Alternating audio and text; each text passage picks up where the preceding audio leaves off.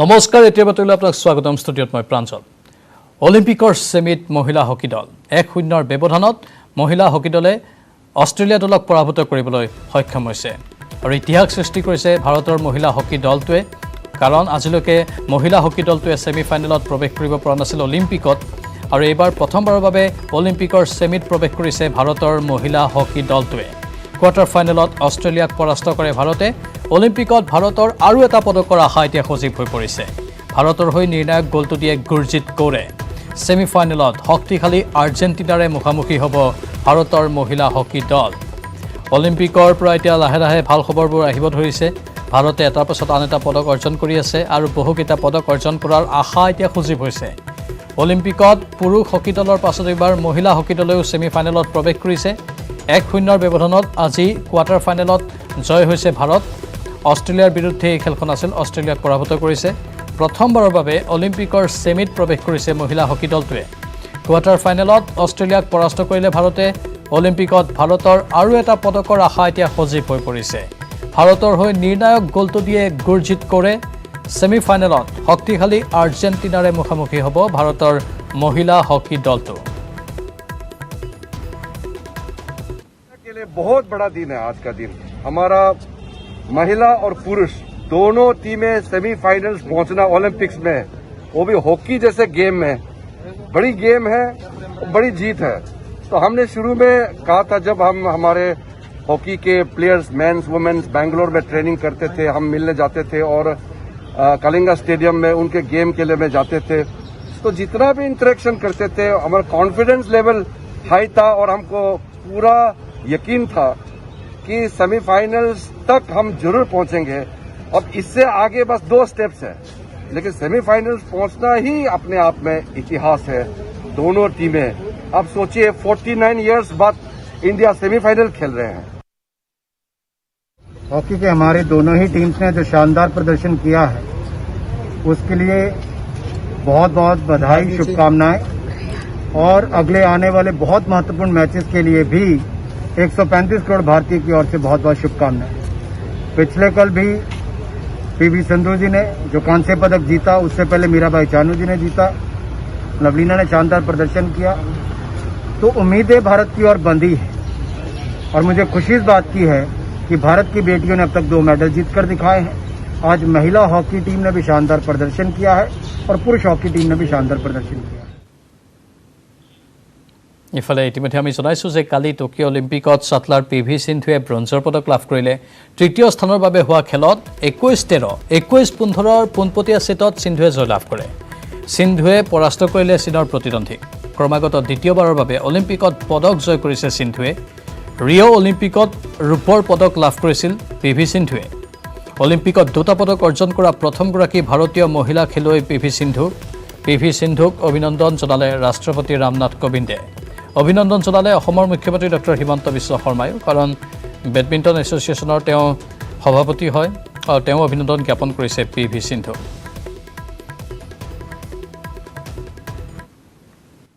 slept properly because a lot of messages, a lot of compliments, so I kept telling thank you and still a lot more to go. I haven't actually replied to everyone, but I am doing it slowly. So but I'm very so happy, like I don't know what to do. No, that's fantastic, but tell me that evening before the final and that night before the final, how did you balance that yo-yo of emotions before the bronze medal fight, after the It was definitely a hard thing to do because the before day I lost in the semi-finals, so I was really very sad. I was upset. There were a lot of emotions whether I should be happy, whether I should be sad, because I'm getting another chance. I have to be happy about it. But when I lost the semi-finals, I was a bit sad because you would have gone to the finals. So it was both ways. But I had to actually keep my emotions with myself and just keep calm and just keep going. And also the next day, the losing semi-finals was in the evening. So the whole day I had to literally be like, okay, when will I play that treasure? That you won that medal for the country. And it's basically like it was definitely like a different level, I would say, because after losing the semifinals and playing again, I mean it's a different level, and it is really tough because to come out and be much more stronger the next day is a bit tough. But yeah, I think I just thought that even bronze is a medal where it's a one time opportunity, and I got a second chance. And yeah, my coach also just told me one thing, that there's a difference between bronze and the fourth medal. So I think that actually struck me, and I was like, yes, I need to do well, and I will do my best, because we have worked so hard, like for so many years for this, and we've come so far. So it's time. I mean, the time has come, and we have to prove ourselves. So yeah, I just went with that mindset. Before we get into the game, I want to ask about your coach, Park. He was so pumped up and he was so emotional. He has so much of hard work. Yeah, well, I'm very thankful to him, because definitely he has put in a lot of hard work.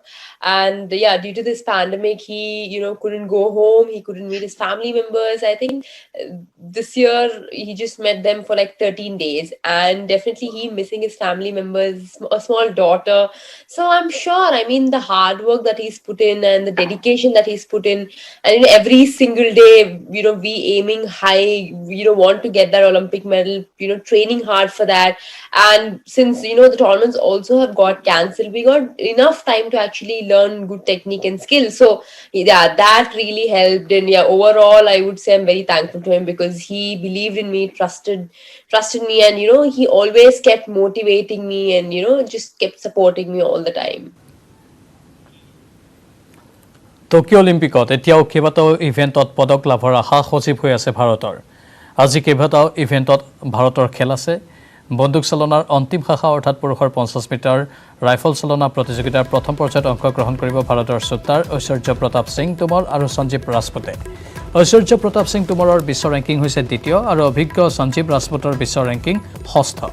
ভাৰতৰ আন সকলো শীৰ্ষ পৰ্যায়ৰ বন্দুক চালকে অলিম্পিকত শোচনীয় প্ৰদৰ্শন কৰিছে। গতিকে টোমৰ আৰু ৰাজপুতে শেষৰ দিনা ভাৰতীয় শ্বুটিঙৰ সন্মান ৰাখিব পাৰিব বুলি আশাবাদী দেশবাসী। ইফালে ভাৰতীয় অশ্বাৰোহী ফৱাদ মিৰ্জাই নিজৰ অশ্ব চেগনেউৰ মেডিকোটৰ সৈতে অশ্ব চালনাৰ অন্তিম দিনৰ খেলত ভাগ ল'ব। ইফালে আজিয়েই বিশ্বৰ শীৰ্ষৰ 12গৰাকী নিক্ষেপকৰ মাজত স্থান পোৱা ভাৰতৰ কমলপ্ৰীত কৌৰে ডিস্কাছ থ্ৰ' প্ৰতিযোগিতাৰ ফাইনেলত অংশগ্ৰহণ কৰিব। প্ৰথম পৰ্যায়ত দ্বিতীয় স্থানত থকা কমলপ্ৰীতে অপ্ৰত্যাশিতভাৱে ভাৰতৰ বাবে অলিম্পিকৰ ট্ৰেক এণ্ড ফিল্ড শাখাত ঐতিহাসিক প্ৰথম পদক অৰ্জন কৰিবও পাৰে।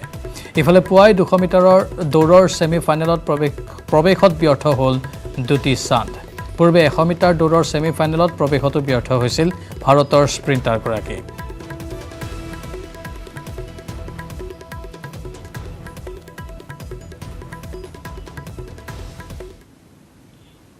নেটৱৰ্ক 18 ফেডাৰেল বেংকৰ সঞ্জীৱনীকাৰী কোভিডৰ কবলত পৰা দেশৰ সকলো জিলা ভ্ৰমি পৰিছে। সামগ্ৰীৰ আমনিৰ পৰা সন্ধানহীন হৈছে যুৱ ব্যৱসায়ী সঞ্জিত ওৰফে শৈলেশ ৰায় দুদিন ধৰি সন্ধানহীন হৈ থকাৰ ঘটনাই সৃষ্টি কৰিছে ৰহস্যৰ। আমনিৰ মঞ্জিত নামৰ ধাবাখনৰ স্বত্বাধিকাৰী আছিল 35 বছৰীয়া যুৱকজন।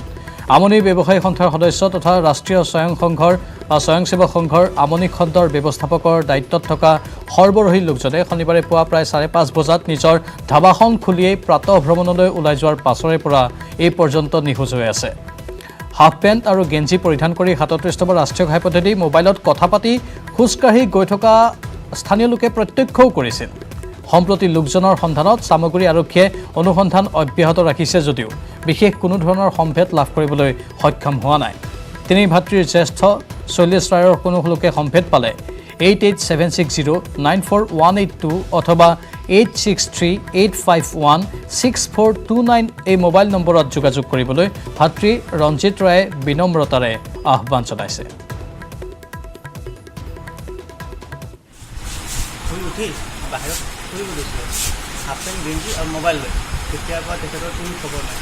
কিমান সময় গৈছিলে? আপোনাৰ 5:30। 1 ছেপ্টেম্বৰৰ পৰা খুলিব ৰাজ্যৰ বিদ্যালয়। 1 ছেপ্টেম্বৰৰ পৰা হ'ব 10ম শ্ৰেণীৰ পাঠদান, হ'ব দ্বাদশ শ্ৰেণী আৰু স্নাতক চূড়ান্ত বৰ্ষৰ পাঠদান। স্নাতকোত্তৰ চূড়ান্ত বৰ্ষৰো 1 ছেপ্টেম্বৰৰ পৰা হ'ব পাঠদান। অৱশ্যে পূৰ্বৰ দৰে বন্ধ থাকিব আন সকলো শ্ৰেণীৰ পাঠদান। পৰিস্থিতি অধিক উন্নত হ'লেহে খুলিব সকলো শ্ৰেণী। ওদালগুৰিত এই ঘোষণা মুখ্যমন্ত্ৰী হিমন্ত বিশ্ব শৰ্মাৰ। আমি পুনৰ জনাইছোঁ 1 ছেপ্টেম্বৰৰ পৰা খুলিব ৰাজ্যৰ বিদ্যালয়সমূহ। 1 ছেপ্টেম্বৰৰ পৰা হ'ব 10ম শ্ৰেণীৰ পাঠদান, হ'ব দ্বাদশ শ্ৰেণী আৰু স্নাতক চূড়ান্ত বৰ্ষৰ পাঠদান। স্নাতকোত্তৰ চূড়ান্ত বৰ্ষৰো 1 ছেপ্টেম্বৰৰ পৰা হ'ব পাঠদান। অৱশ্যে পূৰ্বৰ দৰে বন্ধ থাকিব আন সকলো শ্ৰেণীৰ পাঠদান। পৰিস্থিতি অধিক উন্নত হ'লেহে খুলিব সকলো শ্ৰেণী। ওদালগুৰিত এই ঘোষণা অসমৰ মুখ্যমন্ত্ৰী হিমন্ত বিশ্ব শৰ্মাৰ।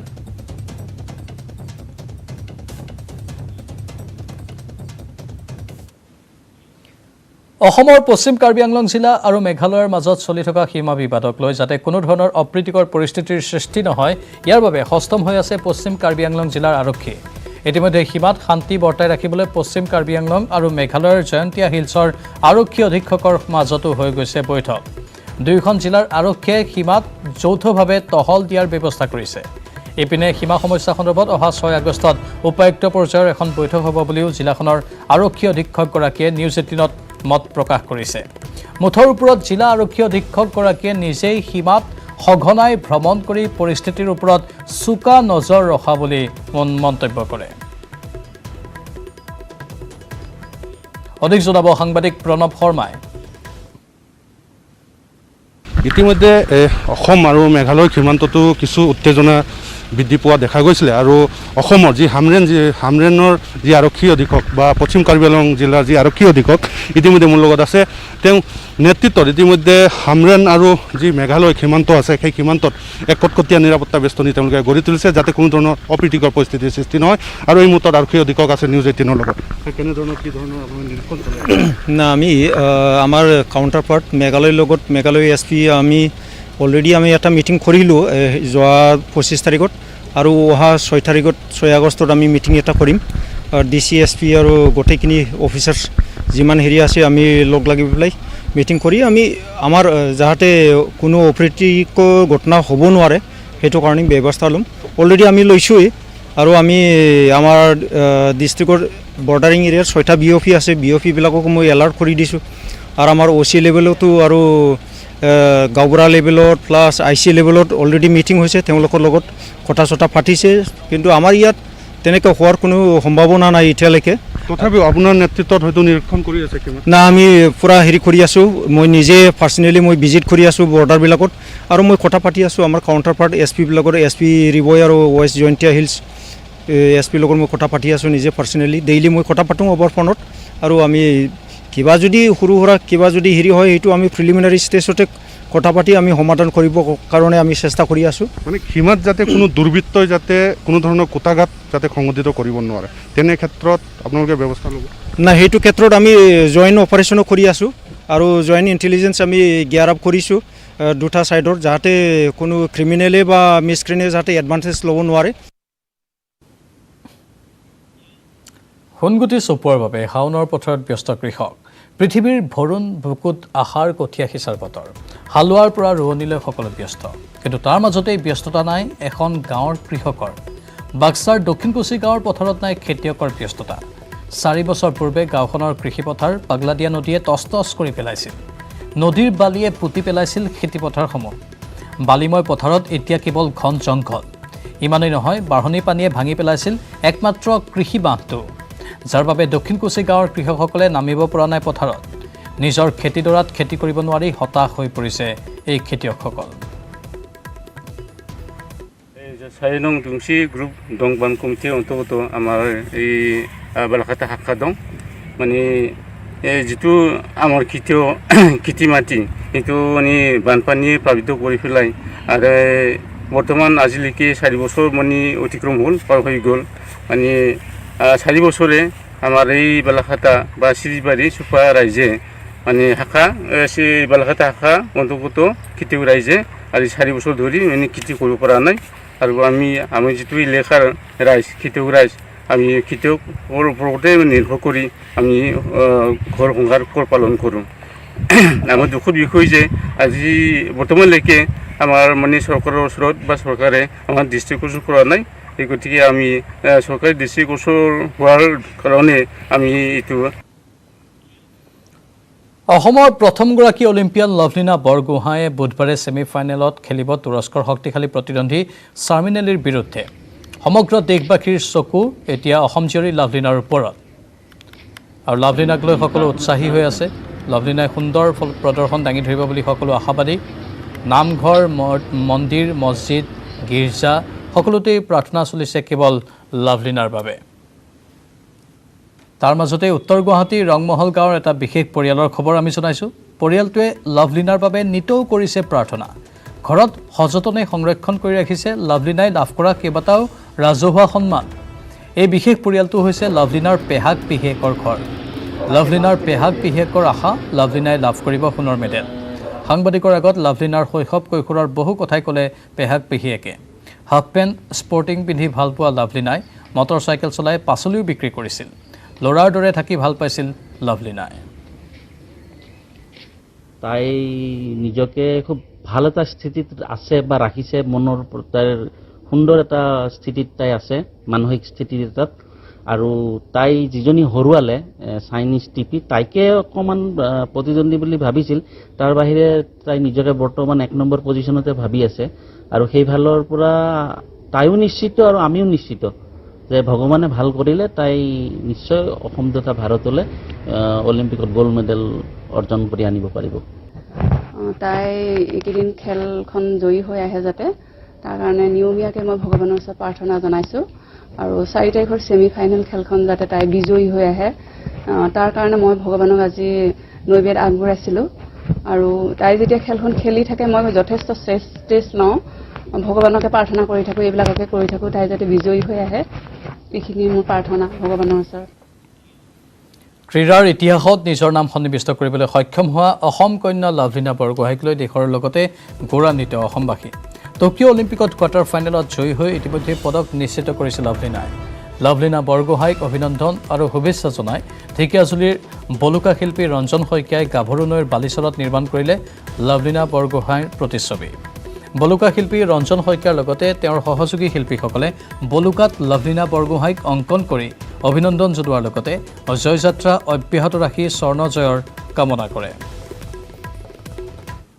লাভলিনাৰ যি সাফল্য আমি অত্যন্ত সুখী অসমৰ মানুহ যিসকল ৰাইজ আছে সকলো সুখী আৰু তেখেতলৈ আমি এই ধৰণে আমাৰ কৰ্মৰ জৰিয়তে শুভেচ্ছা জনাইছোঁ অভিনন্দন জনাইছোঁ যাতে তেখেতে আমি আশা কৰিম গোল্ড কিন্তু তেওঁ ইতিমধ্যে গোল্ড পাইছে বুলি আমি ধৰি লৈছোঁ কাৰণ যিমানখিনি সফলতা তেখেতে অৰ্জন কৰিব পাৰিছে আমি অত্যন্ত তেওঁৰ কাৰণে সুখী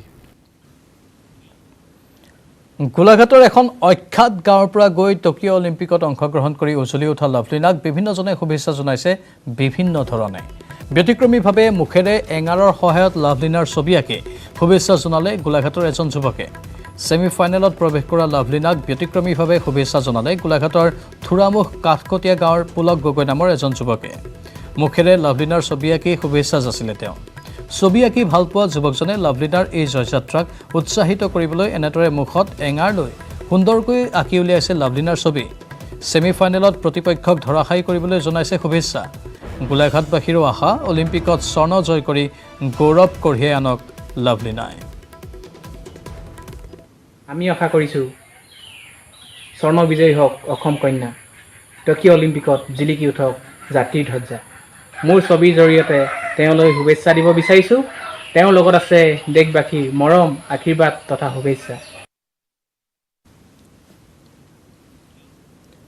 পথাৰত পানীৰ অভাৱত ৰাজ্যৰ ভিন্ন প্ৰান্তৰ কৃষকৰ হাহাকাৰ বৰুণ দেৱতা ৰুষ্ট হোৱাৰ বাবে পথাৰত মেলিছে চিৰাল ফাট পানীৰ অভাৱত কামপুৰৰ বহু কৃষকে ৰুব পৰা নাই ভূঁই যাৰ বাবে ৰাইজে পৰম্পৰা ৰক্ষা কৰি ভেকুলী বিয়া পাতি নেদেখাজনৰ ওচৰত প্ৰাৰ্থনা জনাইছে জনবিশ্বাস অনুসৰি ভেকুলীক নোৱাই ধুৱাই বিবাহ কৰাই দিলে বৰুণ দেৱতা সন্তুষ্ট হৈ বৰষুণ পৰে শাওণ মাহ শেষ হ'বৰ হ'ল কিন্তু একাংশ কৃষকে পথাৰত পাৰিব পৰা নাই কঠীয়া বৰষুণৰ অভাৱত পথাৰত একাংশ কৃষকে পানী সিঁচি 2-4 বিঘা ভূঁই ৰুইছিল যদিও তাতো মিলিছে এতিয়া চিৰাল ফাট বতৰৰ ওপৰত নিৰ্ভৰ কৰি বৰষুণৰ অপেক্ষাত মূৰে কপালে হাত দি থাকিব লগা হৈছে কৃষকসকলে ৰাইজৰ দাবী কৃষকসকল উপকৃত হ'ব পৰাকৈ চৰকাৰে প্ৰতিখন পথাৰত জলসিঞ্চনৰ ব্যৱস্থা গ্ৰহণ কৰক আমি ভেকুলীয়া পাতিছোঁ এই কাৰণে বৰষুণ হ'বৰ কাৰণে ইয়াৰ এটা বোলে কিবা খাওপাত আছিলে গতিকে খাওপাতটো থকাৰ কাৰণে এখন ভেকুলী বিয়া পাতিবলগীয়া হৈছে আৰু ভেকুলী বিয়া পাতিলে বোলে বৰষুণ হয় আৰু সেইকাৰণে আমি ভেকুলী বিয়া পাতিছোঁ আমি আশা কৰিছোঁ যাতে বৰুণ দেৱতাৰ ওচৰত আমি প্ৰাৰ্থনা জনাইছোঁ আমাৰ ইয়াত যাতে বৰষুণটো হওক সেয়ে আমাৰ প্ৰাৰ্থনা। মিজোৰামৰ সাংসদ কে ভানলাল ভেনাৰ বিৰুদ্ধে থকা গোচৰ প্ৰত্যাহাৰৰ নিৰ্দেশ মুখ্যমন্ত্ৰী হিমন্ত বিশ্ব শৰ্মাৰ। অসম আৰক্ষীক এই নিৰ্দেশ মুখ্যমন্ত্ৰী হিমন্ত বিশ্ব শৰ্মাৰ মিজোৰাম জানোনে